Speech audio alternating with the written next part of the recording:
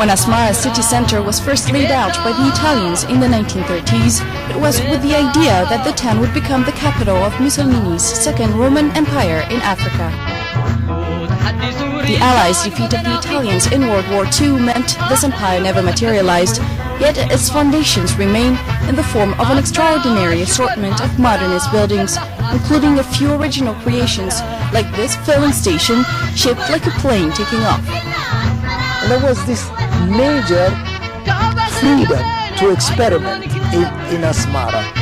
Although their instructions was to create an architecture that conveys the will of fascism, far from Rome, these young Italian architects let their imagination soar.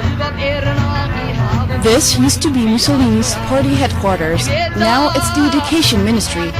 El Duce believed in the symbolism of architecture and encouraged the use of colossal facades and stripped-down geometries typical of the modernist style.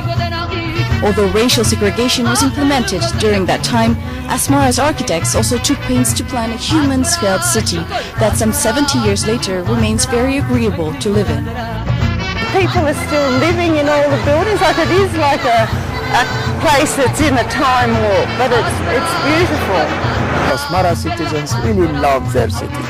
It's a bit of a surprise, it comes as a bit of a surprise given that it was created by a regime that was clearly not terribly kind to Eritreans. Today the city center stands almost untouched and well preserved. Asmara's unique architectural value is recognized by experts worldwide who see it as a potential engine of growth for Eritrea.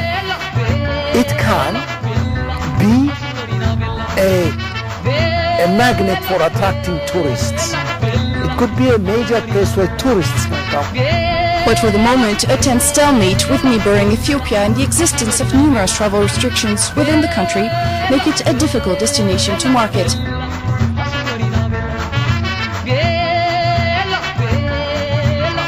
Until this changes, Asmara's architectural extravaganza will remain one of the world's truly hidden gems.